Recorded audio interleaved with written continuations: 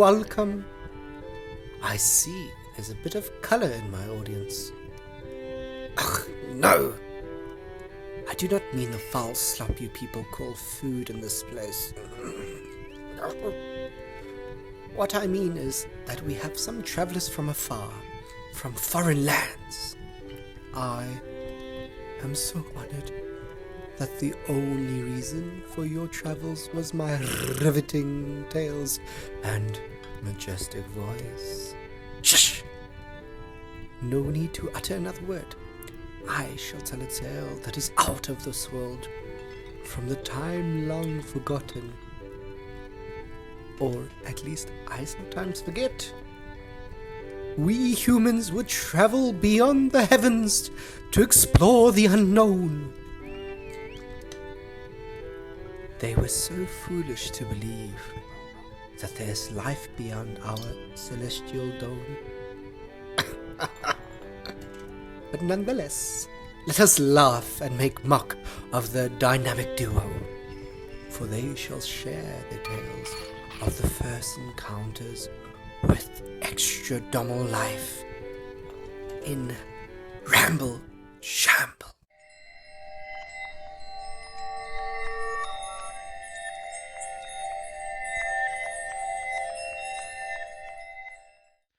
Salutations and greetings, our valuable and very special listeners. If you're listening to this episode, you're probably one of the few that are actually listening to my glorious voice, Mackie, being the host of this episode, joined again by my compadre, Jotun. Hola. Hola, I like it.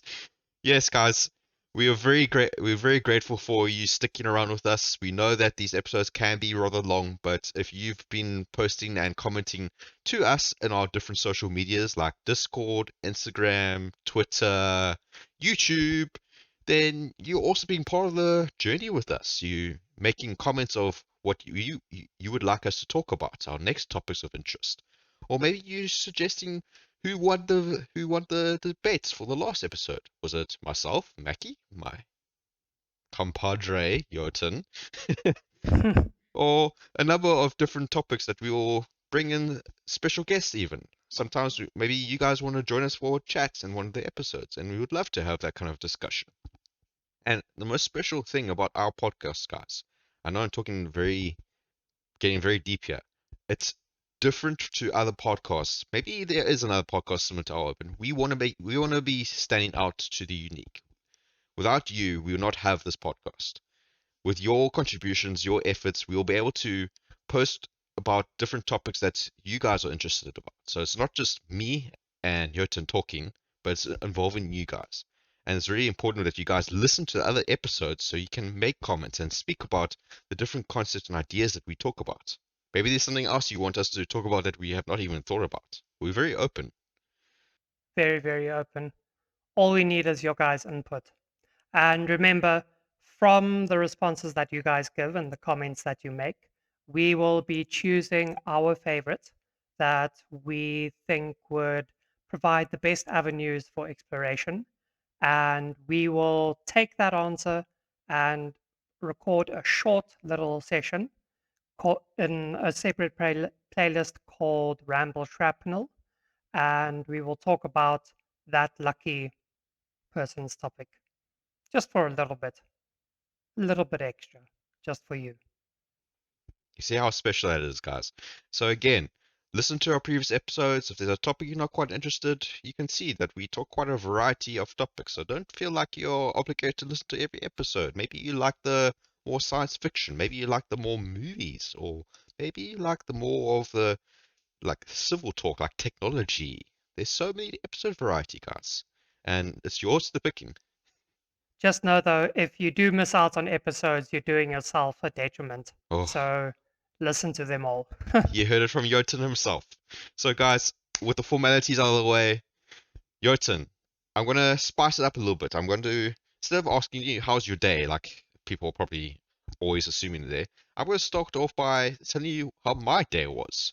So, Jotun, I don't know if you've been missing or reminiscing of old movies, like if our audience listened to one of the previous episodes.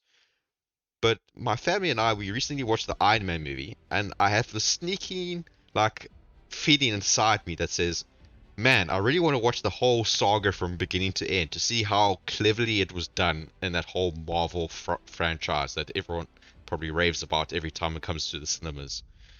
So all the way back to X-Men, No, no, no, no, no, from Iron Man. because So, that's the oh, true whole saga.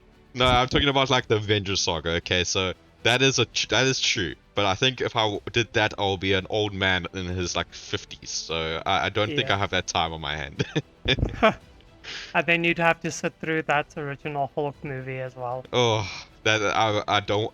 I feel like that's at least a saving grace to say that you can skip it because it's not a good Hulk movie. It's okay, it's not good.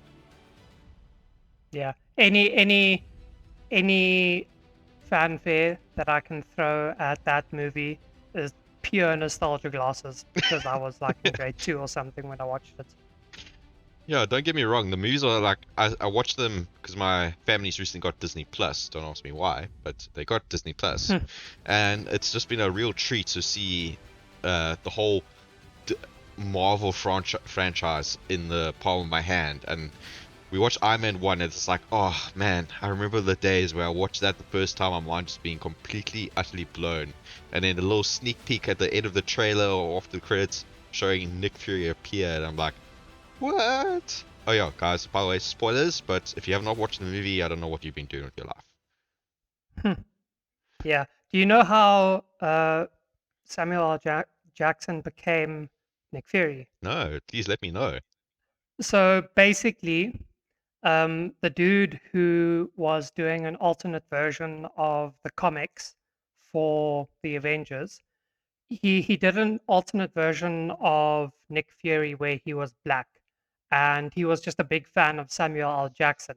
So No, he it's put Samuel L. Jackson's likeness basically as Nick Fury, and then Samuel L. Jackson is a massive comic fan. So one day he was browsing through some comics in a comic store and he saw an issue of Ultimate Avengers or something.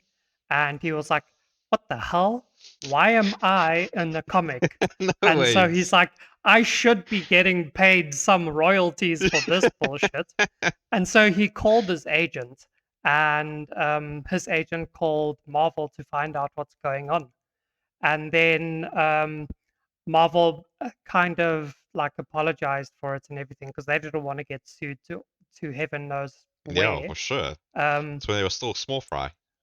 yeah, and then uh, Nick, no, it wasn't that late. It was into what, third phase or something with the recent Avengers movies. Um, so basically, he called them up and he said, I'll let this pass if you let me act as Nick Fury, not just in the next movie or something, but 10 movies. And that's how No he also way. secured his spot in the modern Marvel lineup. What? No, that is some interesting knowledge to have on your mind. To have been blackmailed by to be in that movie. He he is a genius, dude. That That was was some really good negotiation going on over there. 100%. Jeez, that is crazy. Oh, okay. Yeah. I think we've postponed the topic of today long enough. Jotun, today is going to be a bit more, or this episode's going to be a little bit out of the world. Hint, hint, wink, wink. It's going to be a topic that's going to really expand our horizons. Now, for you non-believers, our listeners who do not believe in the supernatural or the unknown or fear to go into the depths of the predecessors that we quite not want to explore, today's topic of discussion is all about aliens. Now, start off, it's not aliens going from one country to another country. I'm talking about outer space aliens, so creatures or entities coming from outer space to our planet Earth. And me, as a small little earthling in this planet full in the Milky Way galaxy, am a firm believer that we can't be the only living organism or entity in the entire universe that is continuously expanding and continuously being absorbed by black holes. So I'm a firm believer that aliens should or do exist. Jotun, what's your opinion? You an alien believer, or you think, oh, what's this youth own conspiracy theorist talking about? Conspiracy theorist. UFO or UFO? UFO. Nice No, callback. I know. Yeah, but I also think that aliens are a definite thing out there in the universe, purely because of mathematics and probability. Just the trillions of stars and planets that are out there, I find it so remotely impossible that, like infinitely impossible, that there is no other intelligent life out there. Um, but well, and I don't even think that really like conflicts with my religious beliefs or anything like that, because I am a Christian. And as far as I can like see from the Bible and all of that, there's no reason why God couldn't have had other attempts at life elsewhere in the universe. In fact, we even in the Bible we have actual scriptural evidence that there are other kinds of life. Um, whether the Bible calls it divine entities, I'm talking about angels here, people. Um, divine entities or the Nephilim and the giants and stuff that lived before us. But even before that, the Bible talks about like leviathans and the waters that were before the creation of the universe, Mm. before he separated the waters from the waters with the firmament. So yeah, I think that there's definite life out there, Oh, and I'm really excited to see what that entails. yeah, well, I am a firm believer. I'll quickly add this little snippet of my past. Uh, I've had a alien encounter, or so my father and I believe.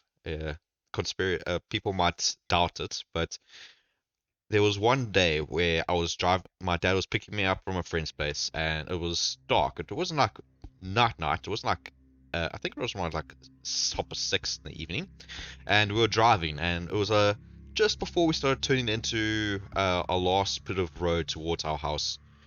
A green orb, I kid you not, a green orb suddenly appeared in front of myself and my father inside the vehicle, and kid you not, bounced around the front like 15 to 16 times and then disappeared.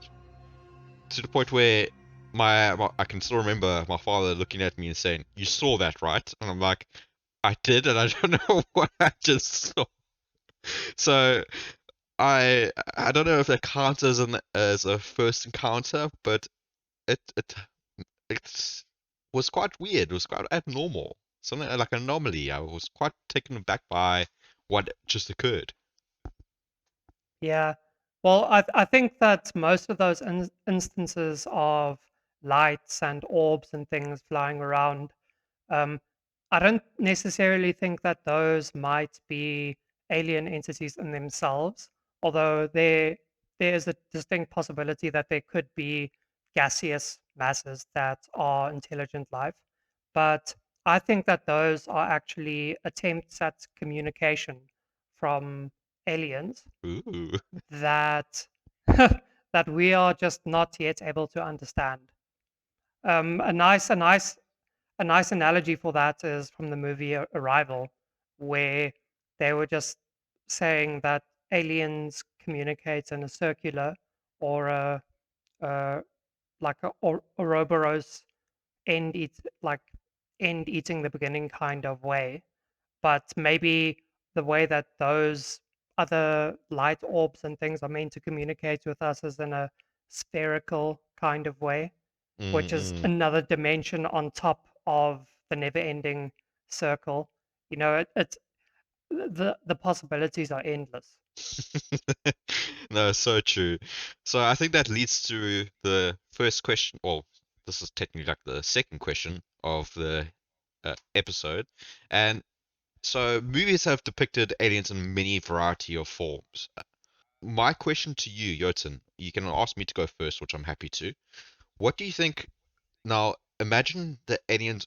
We see a flying ship, a UFO, if I may say that, and we detected that. Hey, look, there's a UFO coming our direction, and the whole Earth is now in a state of excitement, fear, anarchy, a whole bunch of feelings. But now there's a request from the world government that you, Jotun, or myself, Mackie, have been called in to help decipher or help decide on certain aspects of this first encounter that's to our planet called Earth.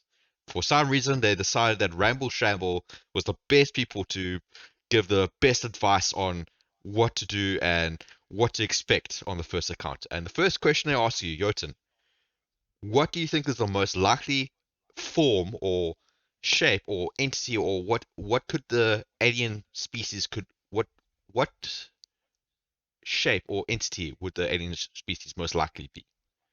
Would you like me to go first, or would you like to go first? Uh, I think I'll give it a go. So, um, I am of the opinion that there is absolutely no way that we can establish that aliens will look or interact or behave like life on Earth in any kind of way. And in fact, I think it's far more probable that some other basic element on the periodic table will be the cornerstone of alien uh, organisms in the same way that carbon is for us. Carbon and oxygen have like a certain relationship on the periodic table. And I think that if, for example, silicon was the element on which life would be based on an alien planet, that there there would be a relationship with another element that would be the mechanism for providing fuel to that base element. A good example of that, I think, is from the movie um, Armageddon, Mm, where the alien life is formed on the base elements of silicon, and then I think they feed off of nitrogen or something. But I think that that's kind of the way in which aliens would present themselves here. But I so I don't even think that it would be possible to speculate on that. But I actually also kind of do. So there are two works of fiction. One's called, I think, Future Man, and the other one's called After Man. And basically, what it is this fascinating field of research and speculation called speculative evolution. And what you basically do is you take an organism from modern times and you speculate on, or even like the prehistoric past, really, um, and you speculate on how it would evolve almost in isolated environments or something. And by that, I just mean like without all the developments of humanity or anything else like that, without the massive catastrophes and um, eon destroying events in the past, like the Holocene, I think that's what it's called, and stuff. So all those events in prehistoric past that caused the extinction of all life on Earth, or like 90% of it, those never happened. And then people speculate on how organisms would have evolved anyway. But now these fictional works called uh, Future Man and After Man prognosticate on the development of humankind in like 60,000 years and even further beyond. And they take trends in actual human evolution and just like take those little things and make them writ large. So basically, this is where the concept of humans basically being the eventually evolving into the Greys, the aliens that we love and know and love. Basically, that we become the Greys in the very far distant future, because we've observed in the human past that the jaws of humans become finer and finer as we have more refined foods and we don't need to chew as hard and as often anymore.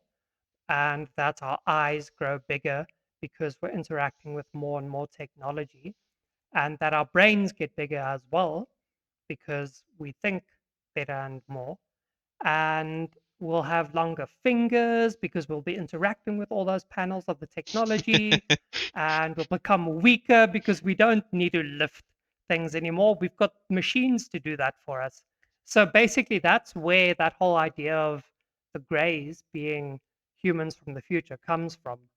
And but it also goes into other alien creatures on other planets and kind of makes up a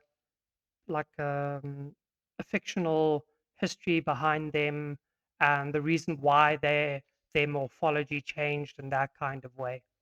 But if we're looking at real world analogs of alien life, then we have to give props to the OP weirdest shit out there, the almighty and exalted cephalopods, octopuses, squids, and Oh, cuttlefish. Those things have like 3 hearts, 9 brains. They have you seen how they give birth? Like they have like thousands of little baby pods eggs. on their skin. Dude, it's so weird. Those things. Yeah.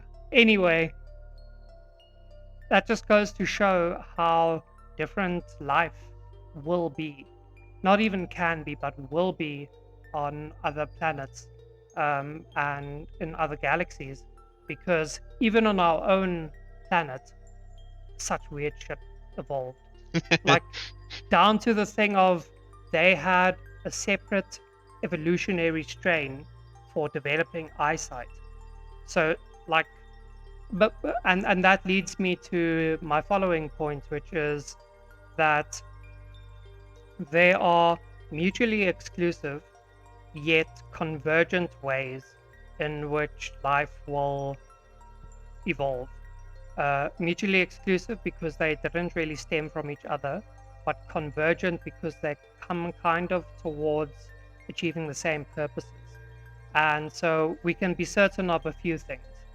One is that aliens will develop some kind of not organism, organelle, or organ or mechanism for receiving and interpreting light, and that'll be the same for sound, and it'll also be the same for interacting with physical objects. And that's all we can know, nothing else. Yeah. Okay. So, is your entity now the one that you most likely think? So I know that there's a lot of options today. Is your entity, just to verify, is it the squid people or the OG, the OP, gray? Some people call them grays, gray matter or grays. Which one is the more likely entity? So now there, the whole world's looking to you, and you're given this whole nice lecture. What then they say? We just want a simple answer. What is the most likely? What are we expecting? Are we expecting squid people? Or are we expecting little gray people? I think from the tropes in fiction that we know and love, the most likely one would be something more squid like, Okay. purely because of the fact that they have more limbs and appendages. Mm, Um, that's a good but point. also their bodies are adapted towards or adapted to moving through fluids, Mm, which is the closest analog I think we have to moving through the vacuum of space, which isn't a true vacuum, but it's as damn near close as possible. And Yeah, except with the one caveat that I think that they would have armor of some kind. Mm-mm. So basically, there would be squids and octopodes, but with a hard shell on, let's say, what we think of as the top skin part of the. I can definitely picture your alien, and I would say if I did not have this one that I've been thinking about come in my head, I would so given the exact same opinion as that. However, me being the Color me intrigued. however, me being the more engineer and more scientific mindset, I think the entity would be, if not 100%, but close to it, cyborg related.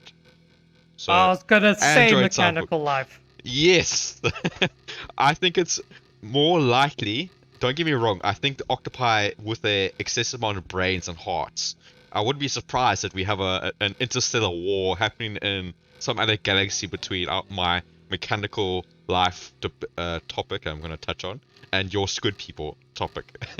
So, I know you're going to go into more depth on it, but Mm. do you think it's likely that some kind of metallo compound will be the like the flesh of those aliens? Yeah, so I think that they would primarily try to remove as much flesh as possible. I think that we would get very close to a hive mind kind of thing. So the only reason why I think they would keep a bit of flesh, because I don't think they would have much emotion left in them, is to possibly like show the lesser species that they're not completely in, taken away of their humanity or whatever species they were from before, but in reality they are more mechanical or more android is the right word than cyborg. So they are a full majority of metal. They're a higher intelligence. They don't have to necessarily be hive mind, but I think that the reason why I pull towards more to the cyborg or android side than the squid is that I think where our species is also heading to away, why we have all those Terminator movies and kind of thing, is that the human species likes to play God. And I'm assuming that there's many other entities or many other species that also do, and they're just a little bit further down the development chain, and where they had very intelligent androids and robots, and they started intertwining cyborgs and saying this is will help us keep us alive and contain our information, etc., etc., to all the points where eventually our the organic side would slowly but surely be falling away. They wouldn't need it as often. Maybe they would still need it for the birth, but at like a certain age, they would start activating the implants they've implanted into these children to kind of make them enhanced.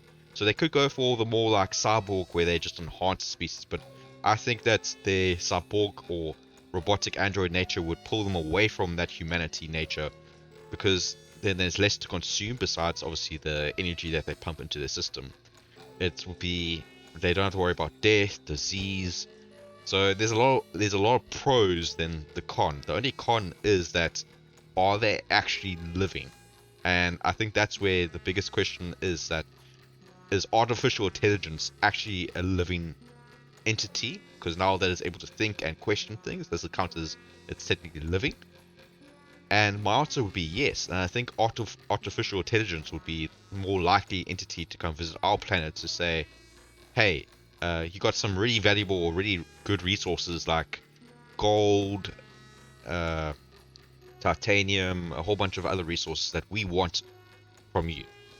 And that would be my reasoning behind it.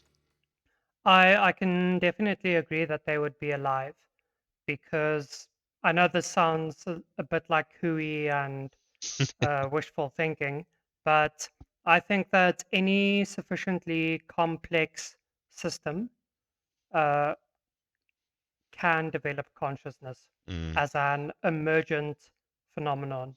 So I think that most I think that atoms are actually conscious. I mm, think that well, we're conscious because our brains are sufficiently complex enough.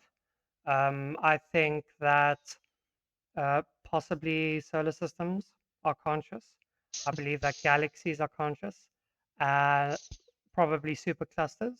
And on the broadest scale, I believe that the universe is conscious as well. Possibly a topic we should touch on in future episode is what defines consciousness in artificial intelligence slash in the whole universe and everything around us.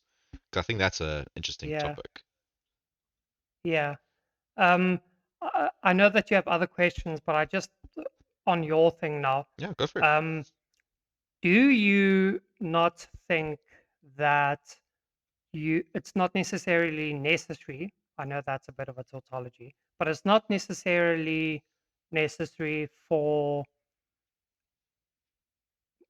mechanical life or metal-based life to develop from like organic life as we know it, because I think that probably because of the math, like just the sheer probability inside the maths of the universe, that even elements on the periodic table as complex as the heavy metals, because they like there's that whole thing of um, after the Big Bang, there were only the most basic elements, and then Mm-hmm.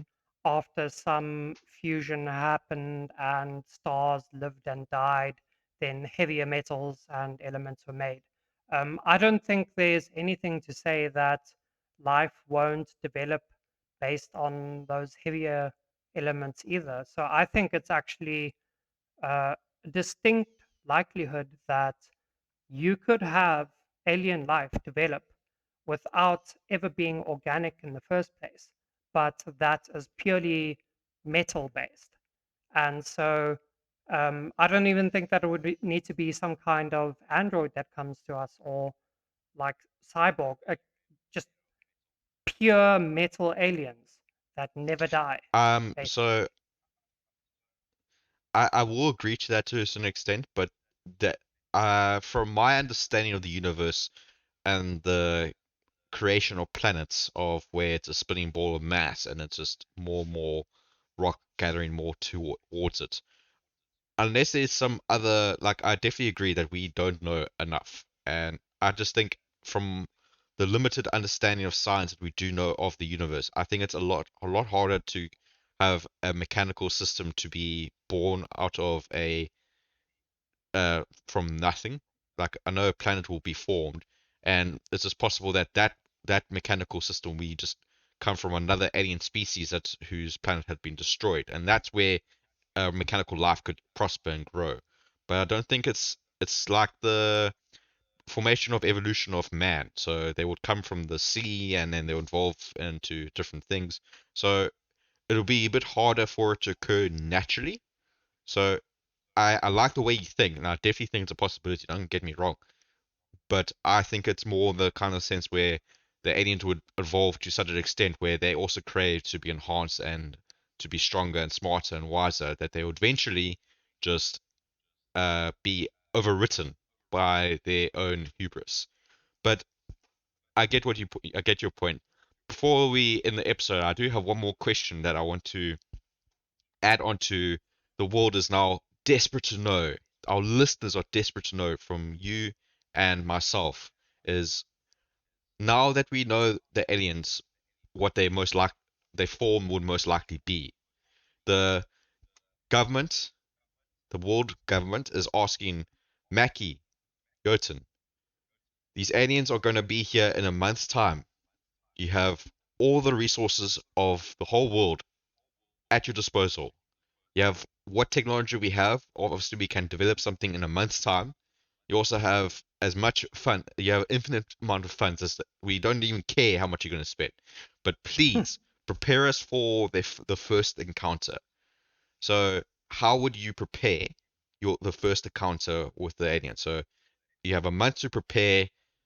What would you do? And I'm going to be a bit selfish here, Jotun, because I know you like to talk. I'm going to steal the first. Uh, I'm going to answer this first. I'll keep mine brief, Go so then for you it. can have your discussion.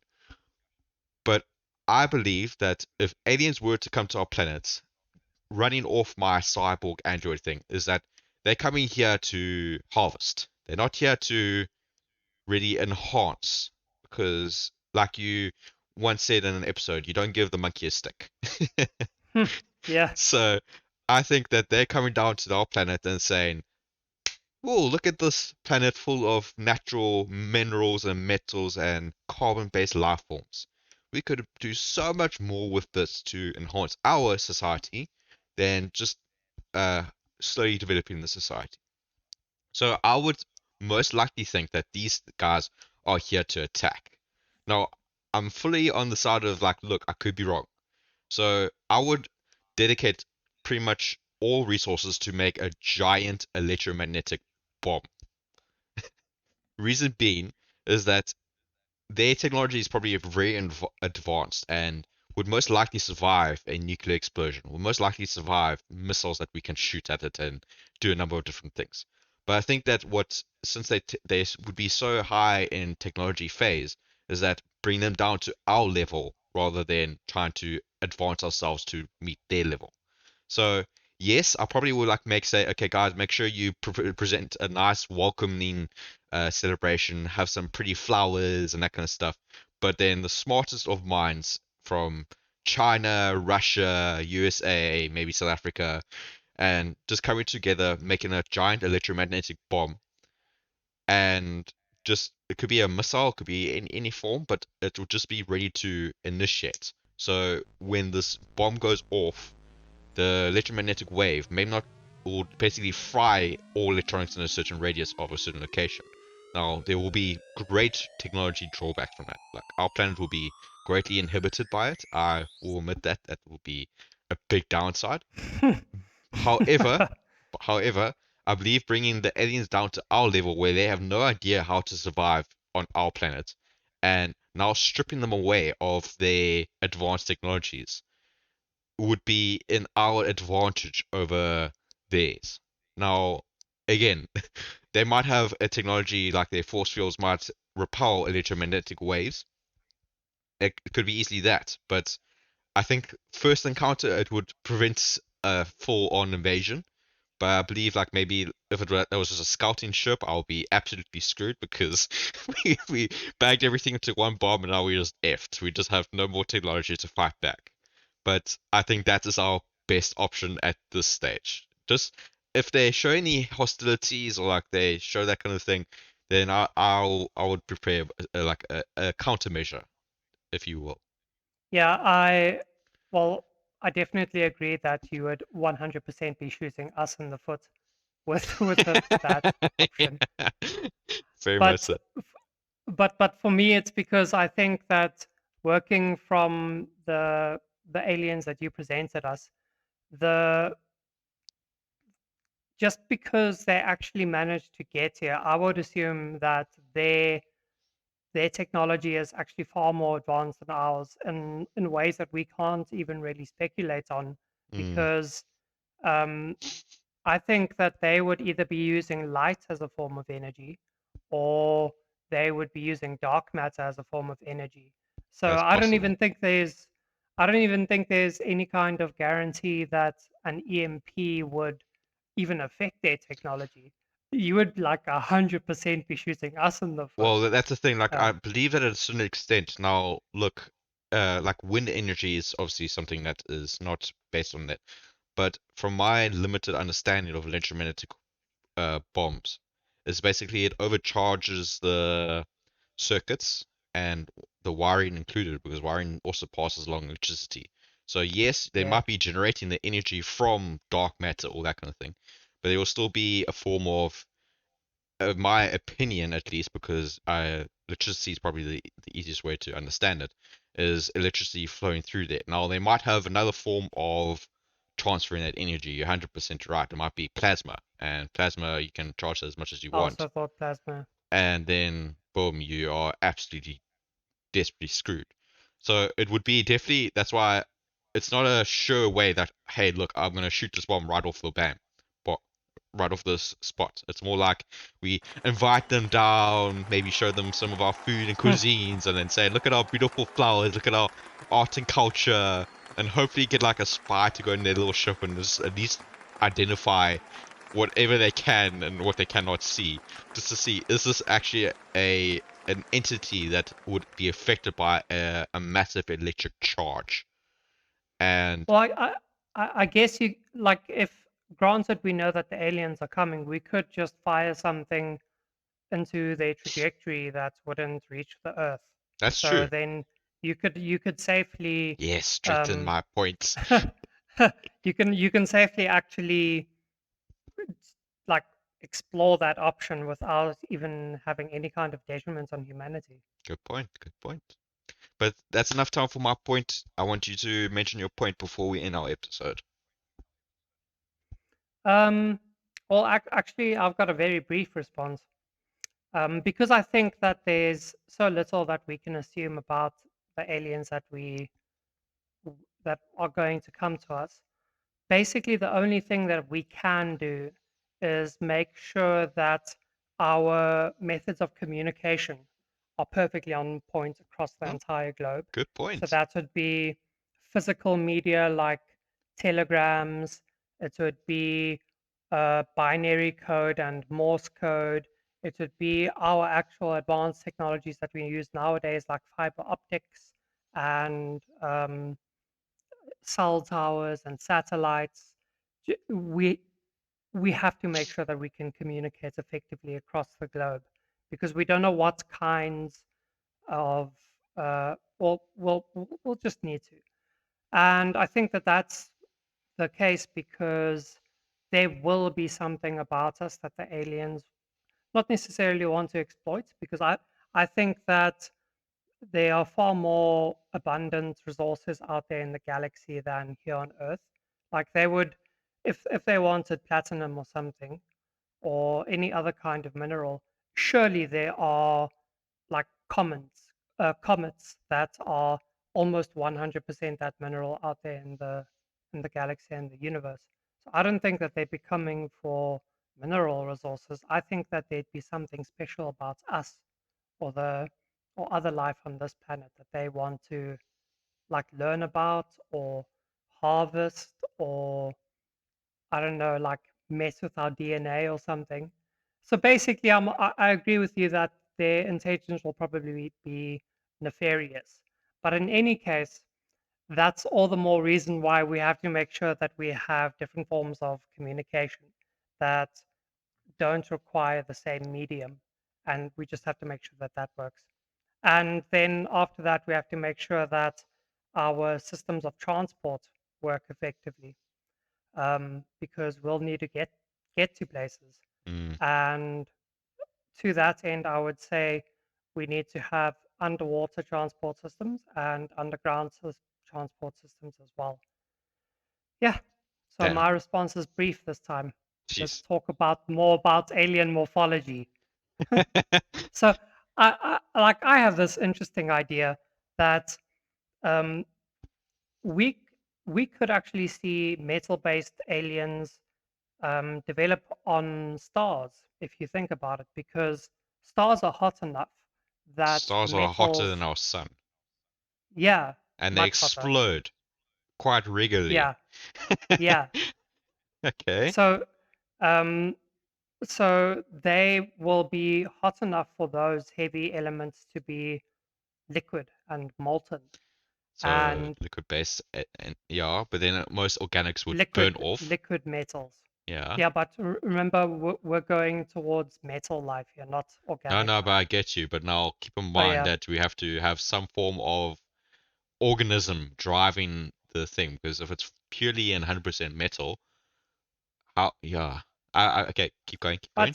but now the question and that I would have response for that is we have the exact same thing here on Earth as well because you could say you need some kind of organism to start off life in the ocean, you know, Yeah. and so I think that provided there's some kind of form of energy in order to give these kinetic particles life you that's basically all you need. You just need an abundant enough form of energy. And remember, we're talking about suns and supernova novae here. So that's basically the biggest kind of energy you can have.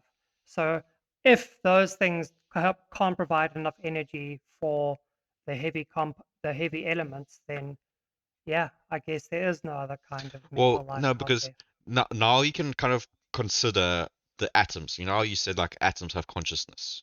Um, Yeah, that's where you would have to consider is that if these stars are emitting a certain type of radiation, so it's not purely heat. Heat would be detrimental to most things. So it would be the radiation that's being given off by these different supernovas, etc. That would yeah, energize the atoms in such a way that they would start acting beyond what they would normally do. Like atoms can be charged, or their electrons can be charged. But since we're considering supernovas, we can consider much more into the nano and pica scale, where things are so subatomic that there's, like you said, there's a mass amount of energy of release, and you're on a point. Maybe the radiation slash heat and a number of forms of energy that we know of, even dark matter to an extent, mm, fuse and energize the atoms in such a way that they start acting beyond our current understanding of them. yeah. I definitely agree with that because again, to the argument that you are making in the beginning or the beginning of this point, um, we don't know exactly how life came about from like the base elements here on Earth. So there's nothing to say that provided there's enough energy and enough nutrients in the form of other elements, that the heavier elements couldn't develop some kind of life either. Um, so yeah, it's actually very likely that there could be beings of light out there, Ah, if that you think about it. that would be cool. I wouldn't like. I know we would be so blown away by it, and probably would burn to death by the mere presence of Hmm. seeing this and be blinded and a number of other things. But the like to just see it and or to see what kind of form it is would be really interesting for me at least as a kind of engineer slash scientist, kind of to see the mechanics of how would this entity work. And I know the science side of your past and understanding human cultures just to see how did this entity come to be probably would also intrigues you quite a bit. Yeah. So let's get a little bit metaphysical before we end the episode. Um, don't you think it's interesting how, based on the speculation that we've been doing now, I think it's very logical that the highest kind of energy consuming beings, because we're talking about light and supernovae and such, um, and you could probably even speculate on what that accretion disk on the edge of black holes or whatever.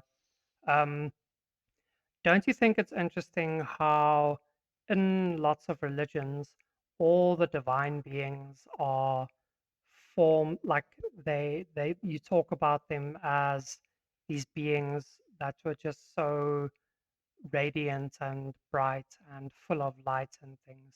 I think that there's a distinct likelihood that maybe these beings could actually be angels or gods.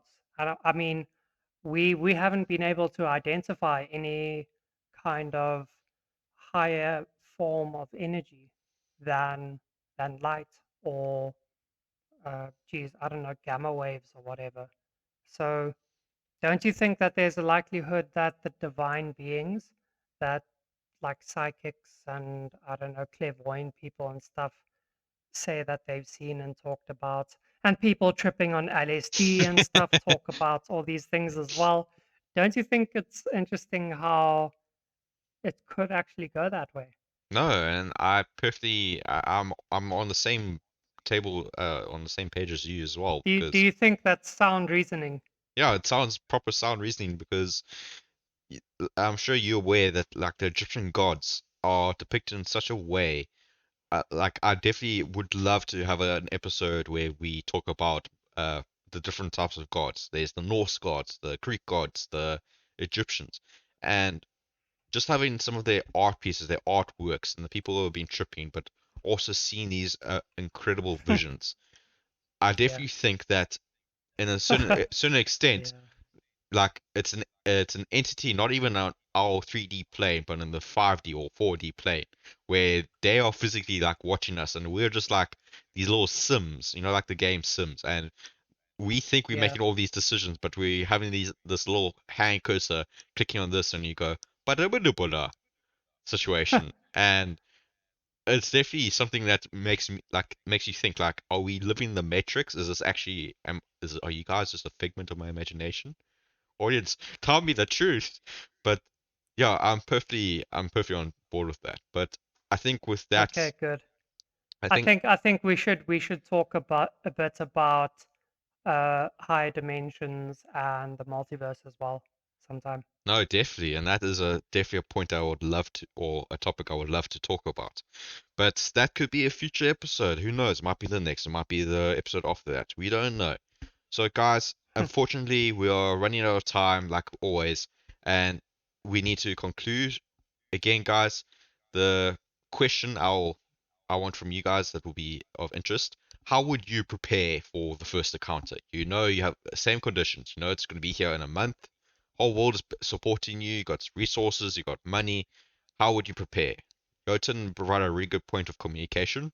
I provided probably shooting myself in the foot condition, but I like the in case of Prepare the emergency. nukes. Prepare the Yeah, weapons. yeah. Rather than just shooting nukes at this ship and hoping for crossing your fingers and hoping for the best. But again, guys, we have different social medias. We have Discord. Please join our Discord, have a chat with us, give your votes, and we do a number of different things. We will talk about games. We will talk about any kind of thing. If you guys are interested, we'll chat. We post these videos on Spotify and YouTube. YouTube and Spotify post at the same time, and all the different the podcast platforms, Stitcher. We're on Apple. Jeez, guys, we pretty much we try to post this as far and wide as we can because we want your guys' interactions. We want you guys' feedback. And again, we post regularly on every Thursday. If you're not part of our social platforms and you don't see one of the communications stating, hey, no episode this week, or maybe it says 2 episodes this week. Could be a number of different things, and you won't know that unless you're part of our social medias. Yeah. And remember, regret is a heavy thing to live with. You don't want to be the person in 20 years that thinks, you know what? I should have actually joined in on all those discussions and all that fun happening inside that Discord server somewhere in my past. No, you want to be the participant. You want to let us know what you think. So please, from your comments, we do want you guys to actually decide as well um, on whose argument you think was the best substantiated and which one you think is more likely. And we will be choosing, based on Mackie's question at the end over there, which of your responses we think would actually be the best way to prepare for aliens as well. And then we'll try to elaborate on that and speculate on why that makes sense and also on how we would implement our plan for your plan even better than you would. So, yeah, let us know. And we'll be releasing that shorter episode on the other playlist called Ramble Shrapnel. And yes, join us over there. So, guys, you've heard it from us, and we'll continuously remind you.